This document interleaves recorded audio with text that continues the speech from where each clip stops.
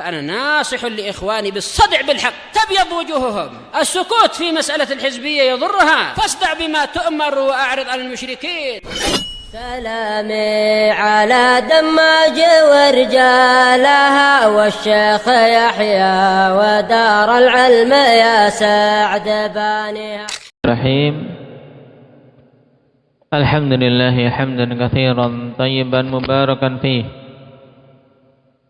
كما يحب ربنا ويرضاه.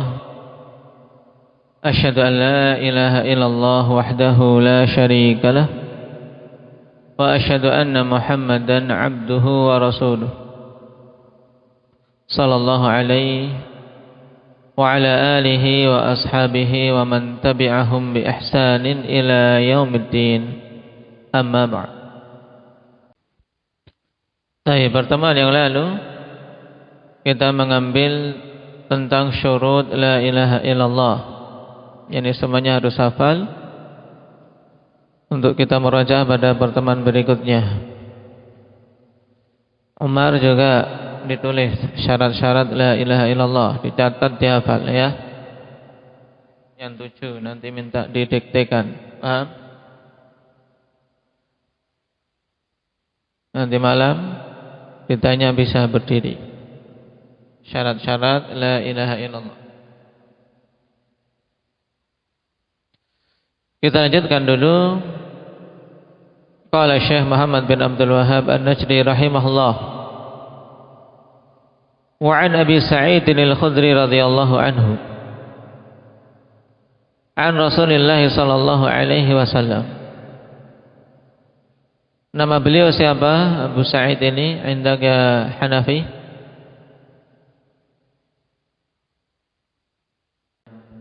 Nah, nama beliau Sa'ad ibnu Malik ibni Sinan Al-Khudri Al-Khazraji Al-Ansari. Nah, dia dari kalangan Ansar, dari kabilah Khazraj.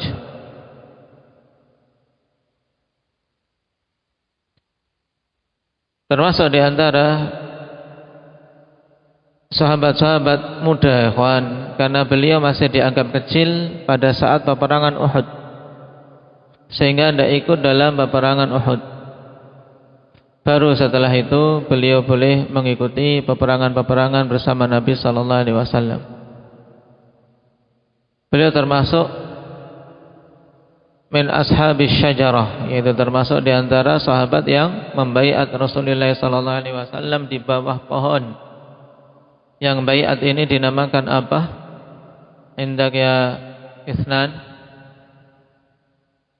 Bai'atur Ridwan. Yang para sahabat yang ikut dalam baiat tersebut mendapatkan keutamaan agung berupa keridhaan dari Allah Subhanahu wa taala. Termasuk dalam deretan orang-orang yang banyak meriwayatkan hadis dari Rasulullah sallallahu alaihi wasallam.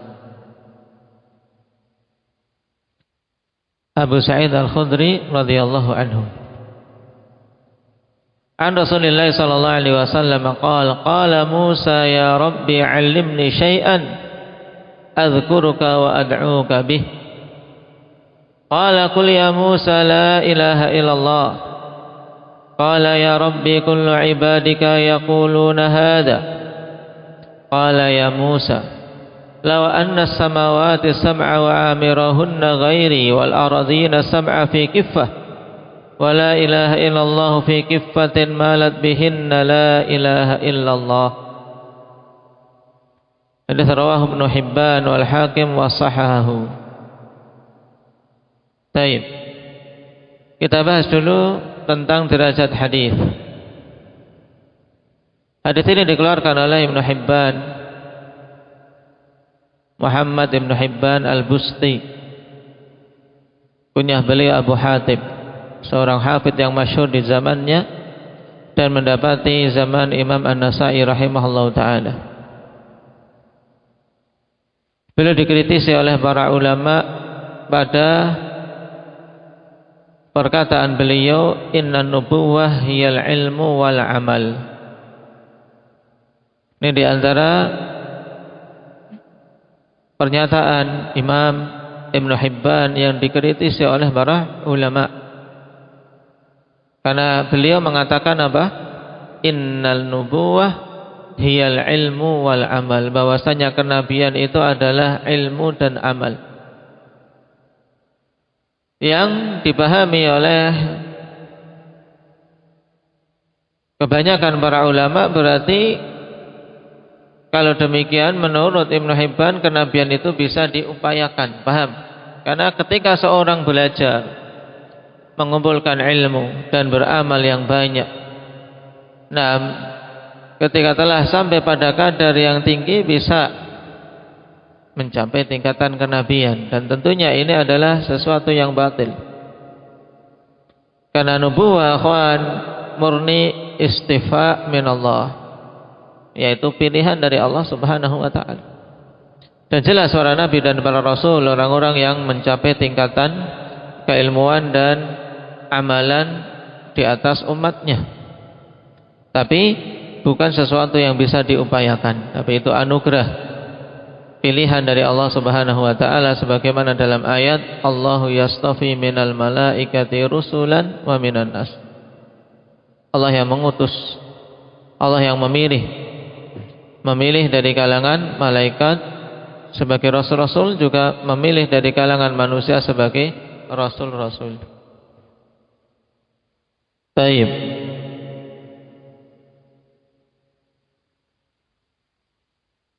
Beliau wafat di tahun 354. Ini Ibn Hibban. Wal Hakim dan Imam Al-Hakim Muhammad bin Abdullah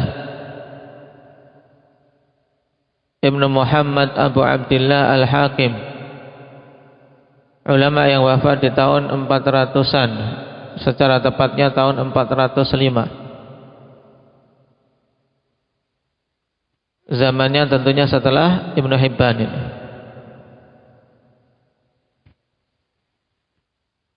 Imam al-hadis zamannya cuman dikritisi oleh para ulama.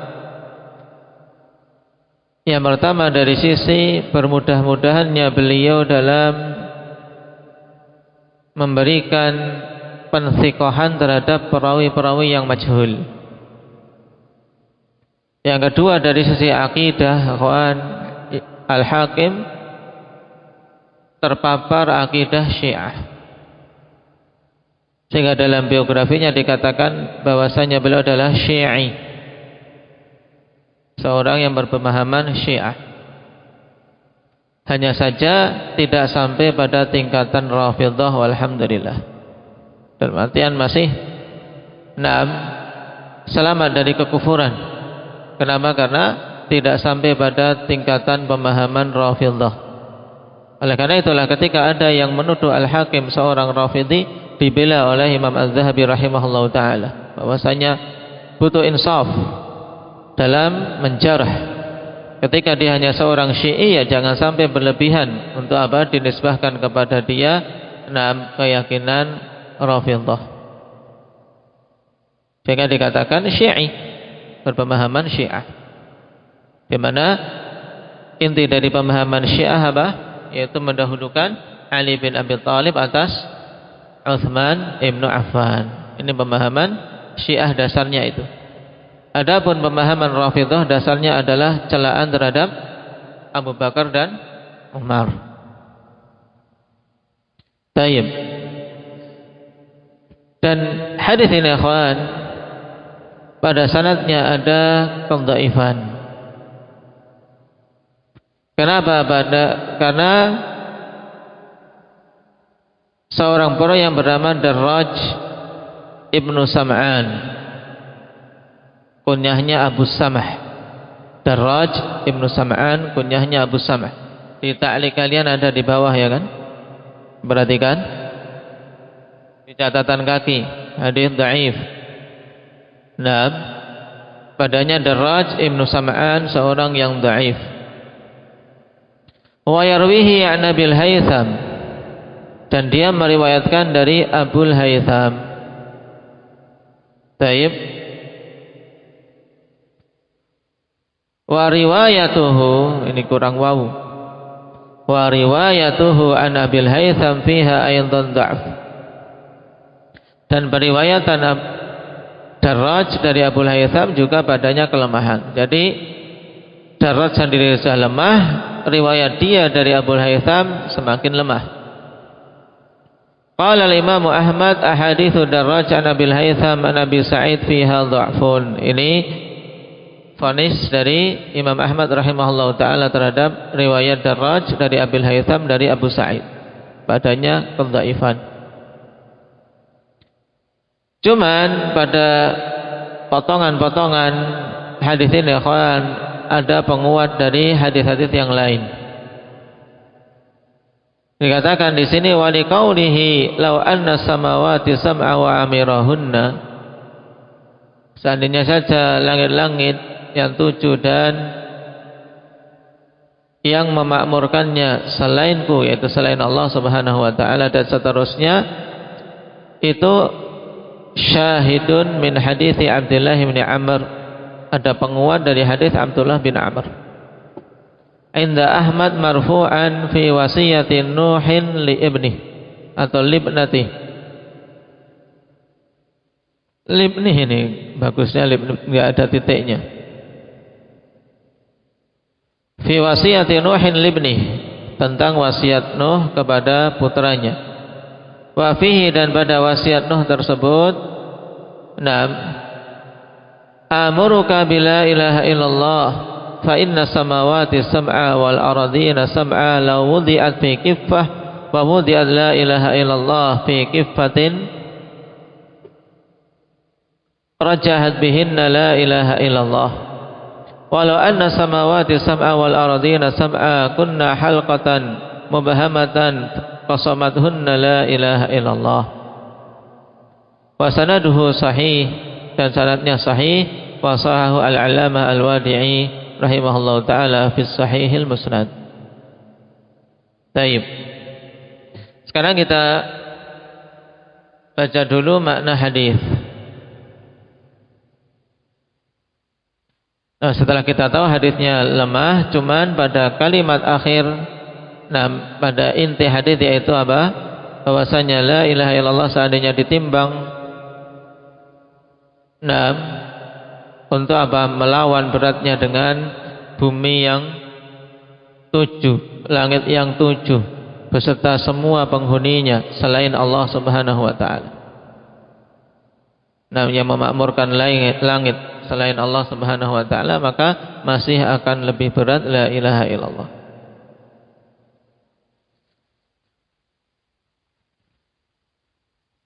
Kembali ke hadis yang ada di matan. Qala Musa mengatakan, ya, Musa adalah rasul yang paling mulia dari kalangan Bani Israel.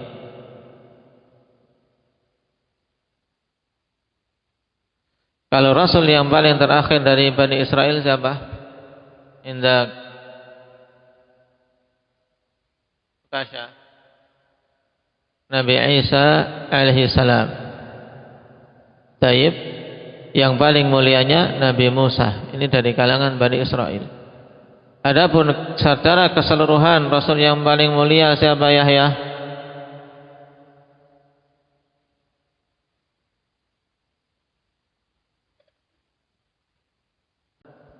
Taib, Nabi Muhammad sallallahu alaihi wasallam.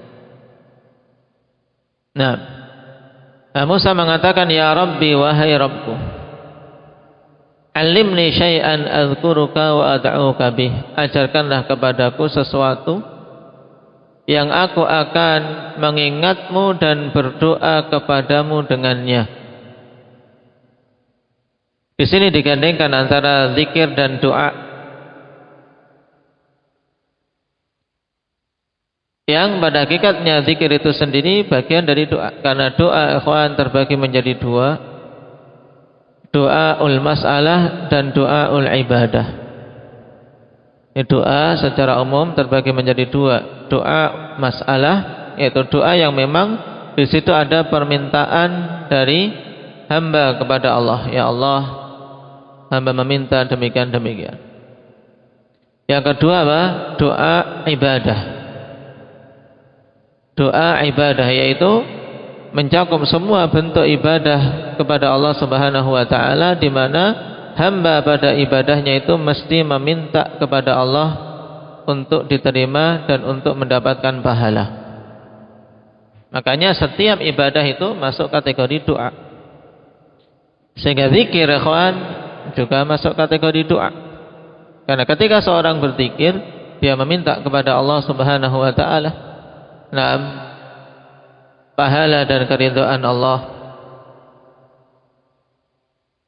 Maka perhatikan jawaban Allah Subhanahu wa taala, qala qul ya Musa la ilaha illallah. Katakanlah wahai Musa, la ilaha illallah.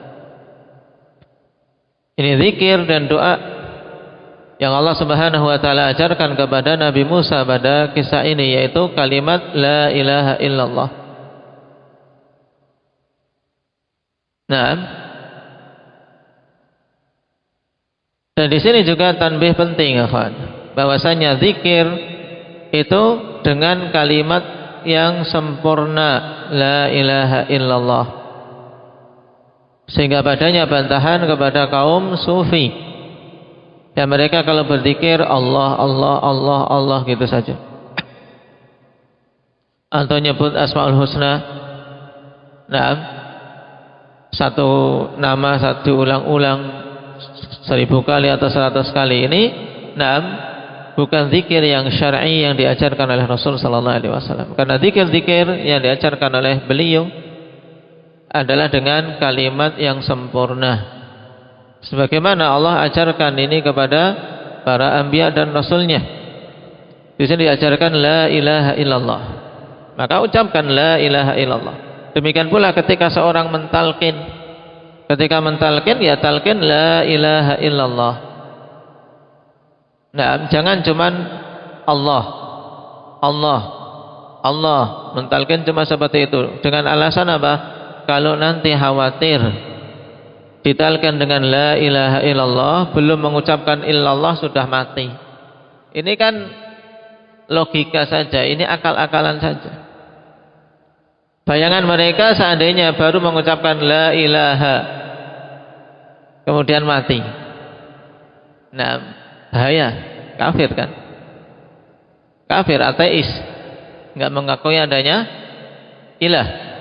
Ini yang ada di benak mereka. Maka mereka kemudian mentalkin biar aman, ditalkin dengan Allah Allah Allah begitu saja. Ini tidak cukup. Tayyib. Wa khairul hadi hadyu Nabi sallallahu alaihi wasallam. Ketika mentalkin, ya talkin dengan lengkap la ilaha illallah. Adapun yang ditalkin mampu mengucapkan atau tidak, dan nafasnya berhenti ketika sampai mana dia mengucapkan kalimat tersebut, itu bukan urusan yang hidup, ya kan?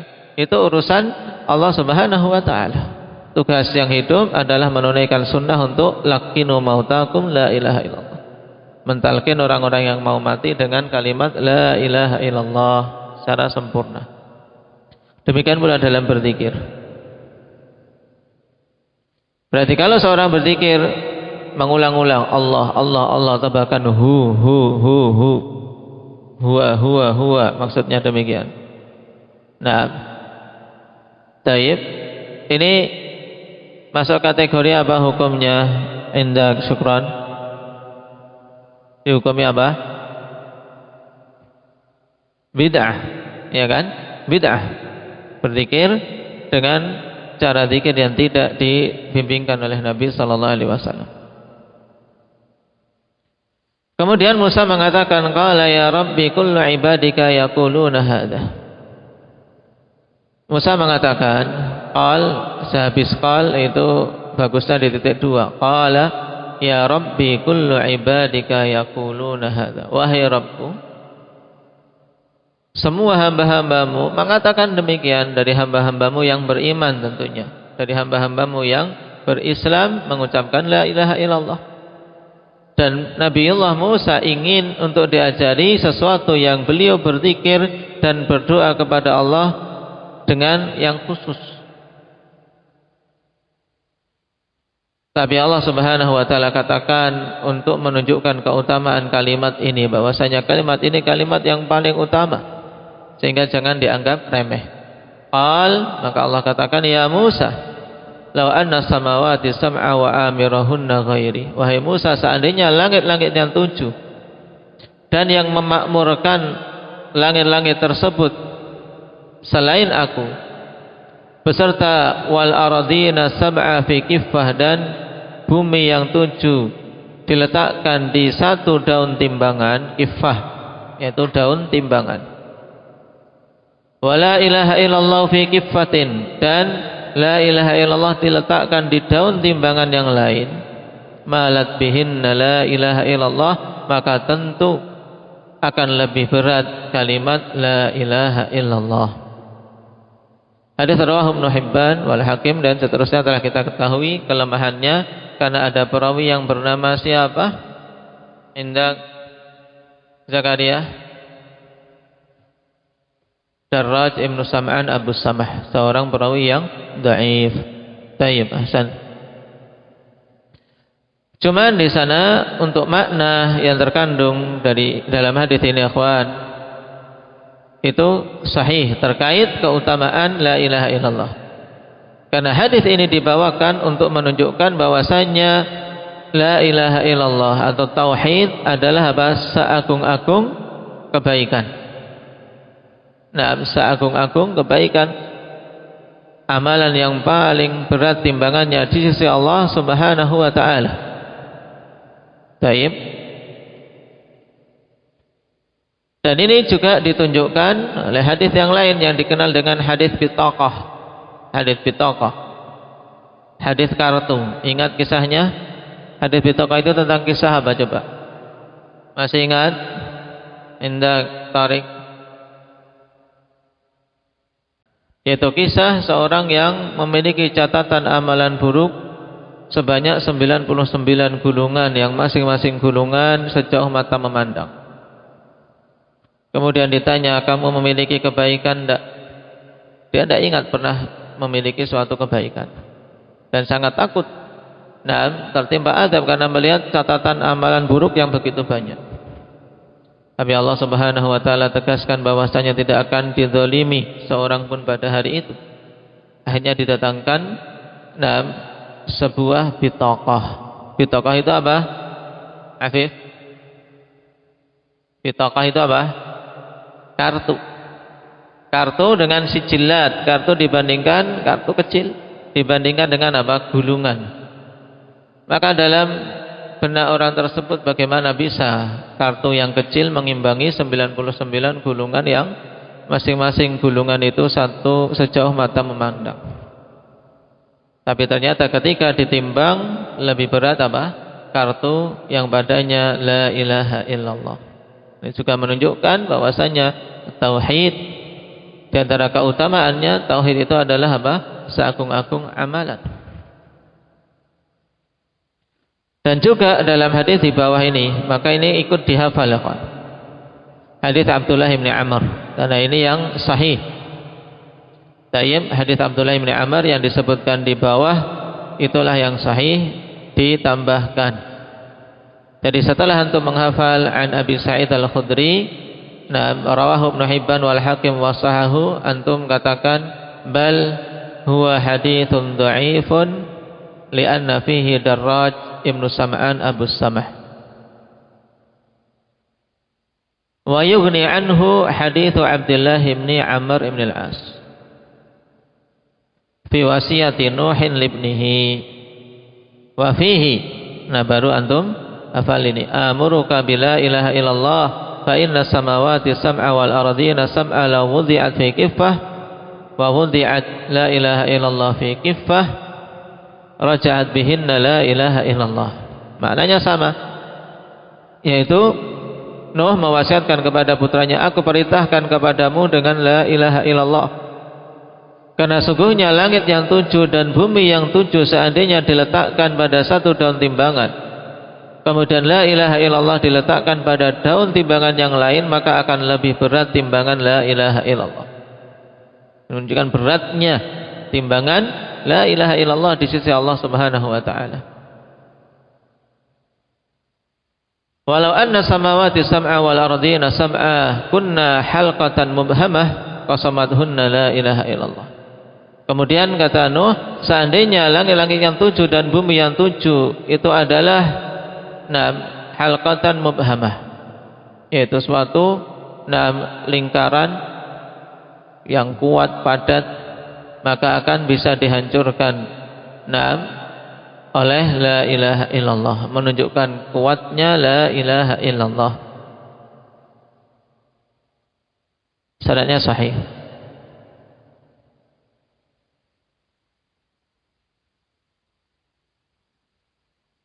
Tayyib. Ini hadis yang keberapa yang dibawakan oleh Syekh? Pertama hadis Ubadah, yang kedua hadis Itban, dan yang ketiga hadis Abi Sa'id. Pada sanadnya kelemahan, dan kita mencukupkan dengan hadis Abdullah bin Amr bin Al-As. Tayyib, yang ingin disampaikan di situ bahwasanya la ilaha illallah, apabila seorang mengucapkannya dengan penuh kejujuran, keikhlasan, itu merupakan amalan yang sangat agung nilainya di sisi Allah Subhanahu wa taala dan sangat berat timbangannya. Dan ini jelas merupakan keutamaan tauhid.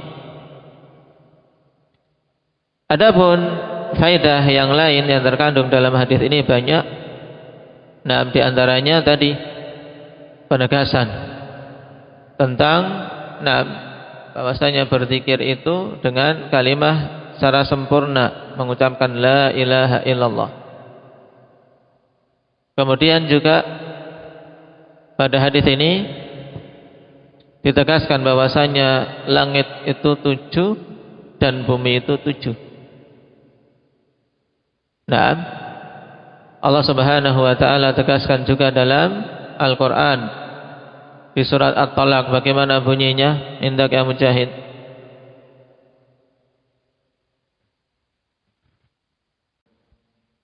Tayyib, na'am.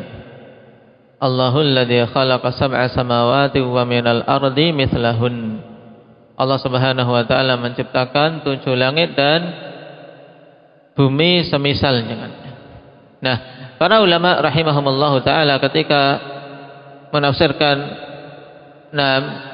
mithlahun, mereka membawa bahwasanya misl di sini adalah dari sisi jumlah, bahwasanya sama-sama 7. Karena kalau dari sisi kaifiyah tentunya tidak akan sama langit dan bumi, ya tidak. Tidak akan sama kaifiyah antara langit dan bumi. Tapi kesamaan di sini adalah dari sisi jumlah. Dan juga sebagaimana langit bertingkat-tingkat, demikian pula bumi berlapis-lapis. Langit tingkat 7 dan bumi juga berlapis 7. Dan terjadi pembahasan di sana, apakah 7 lapis bumi ini mutalasiqah, yaitu lapisan pertama kemudian menempel dengan lapisan kedua, kemudian bawahnya lagi lapisan ketiga, terus ke bawah. Karena kalau langit lapisannya ke atas, sedangkan bumi ke bawah. Baik. Ataukah di sana pada setiap antara lapisan langit, lapisan bumi pertama, kemudian ada lapisan bumi kedua, antaranya ada jarak yang di situ ada penghuninya masing-masing. Di mana di bumi pertama itu ada afif, dan di bumi kedua juga ada afif yang lain. Demikian pula di bumi ketiga ada afif lain lagi. Ini ada yang berpendapat demikian, tapi ini adalah pendapat yang tidak dibangun di atas dalil. Zahirnya akhwani fillah bahwasanya wa minal ardi mithlahun, 7 itu 7 tobak, 7 lapisan, dan mutalasiqah. Yaitu saling bergandengan. Dan tidak ada penetapan bahwasanya masing-masing lapisan ada makhluknya sendiri seperti kita di muka bumi ini. Taib.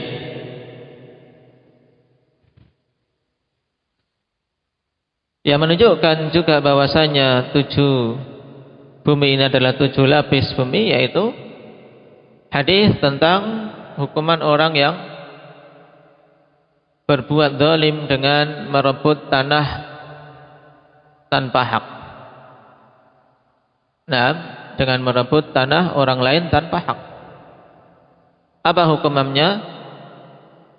Allah Subhanahu wa taala timpakan kepada dia apa? Sam'u aradin. Tawwaqahullahu min sam'i aradin, akan dipikulkan kepada dia dari 7 bumi. Maksudnya apa? Dia sejengkal di atas tapi apa? Ke bawahnya nah sampai apa? 7 lapis bumi. Sehingga jangan melihat cuman sejengkal saja di atas.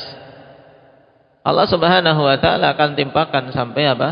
Nah, di hari kiamat dengan apa? Sam'i aradin. Nah, ini istinbat dari para ulama rahimahumullah ta'ala.